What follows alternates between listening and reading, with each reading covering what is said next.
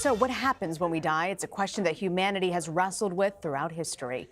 But a new study conducted by NYU may have found some answers. Dr. Sam Parnia is the director of critical care and resuscitation research at NYU Langone School of Medicine, where he ran this study. Thank you so much for joining us, Dr. Parnia. Pleasure. Thank you for having me. What would you say? What actually happens when you're clinically dead? You know, when people die, essentially it's when the heart stops. So this has been going on for, as far as we know, millennia, not longer. And when the heart stops, you stop breathing and your brain shuts down, and that's how we declare people dead. And that's why we give a time of death and we give them a note.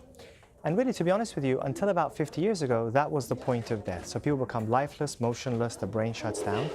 But now through advances in medicine, we can actually bring people back to life even after they've gone beyond that threshold of death, and study what happens to them.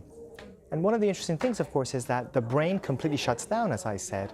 But what's fascinating is that the cells inside the body, and particularly the cells inside the brain, do not suddenly become annihilated. They go through a process of decay that can take a few hours, which is why we can actually medically bring people back to life after they have technically gone beyond that threshold of death for tens of minutes, if not hours of time afterwards. And that, of course, raises many interesting questions about what happens when we die.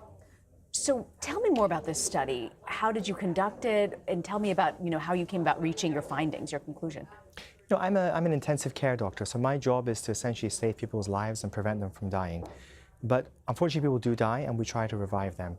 What we have found is that over the last few decades, many millions of people have now come back, and many of them have reported, actually, anecdotally, that they've been able to see and hear things going on, even though from our perspective, they should have been dead and their brain should not be functioning at all.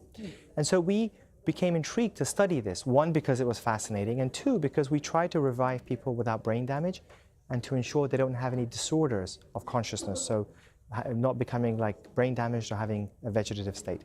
At any rate, so this particular study is the largest study ever carried out in the world. It was done in 15 medical centers across the US and in Europe.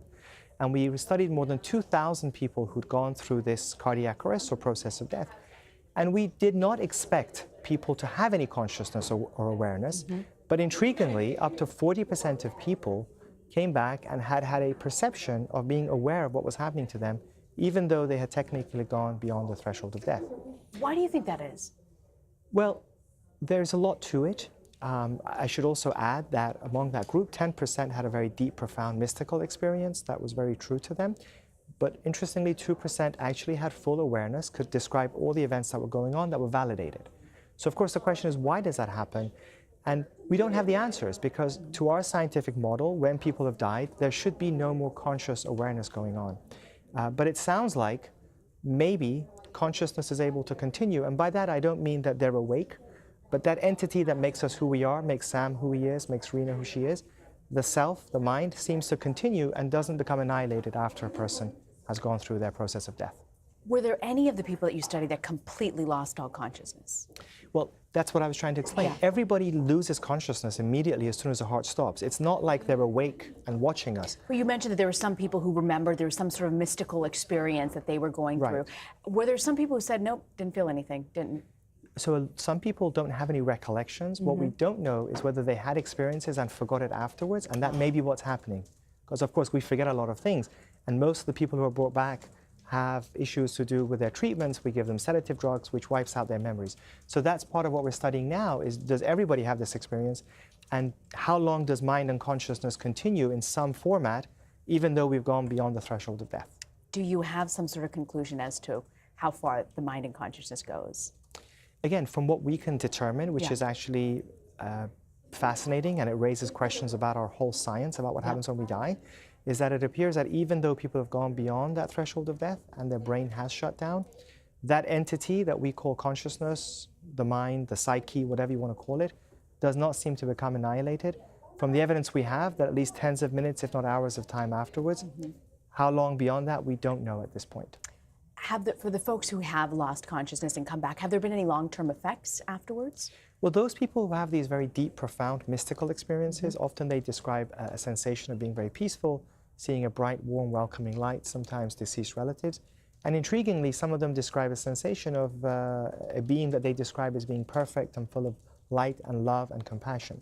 Those who have that experience are often very positively transformed for the rest of their lives. It's very profound, it's Really? real to them. They become less afraid of death, they lose their fear of death completely. They engage in altruism, they're more helpful to people, they engage more with family. It completely changes them. So there's something very profound about this experience that they have. We often hear people say, I saw the light, some sort of light. Why do you think it is that some people see that and some people don't? Well, so there are two possibilities. One is that, as you said, only some people see it, and we think that it might be 10%. But the alternative is that everyone sees it, but unfortunately, because of the medical treatments that they get afterwards in the intensive care unit by doctors such as myself, to save their brain, they forget it.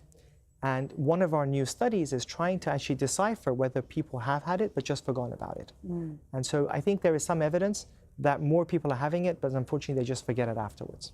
It's a fascinating study and a fascinating look into death and those final moments as well and returning back. Dr. Sam Parnia, thank you so much for joining us. Thank you. Pleasure to be here.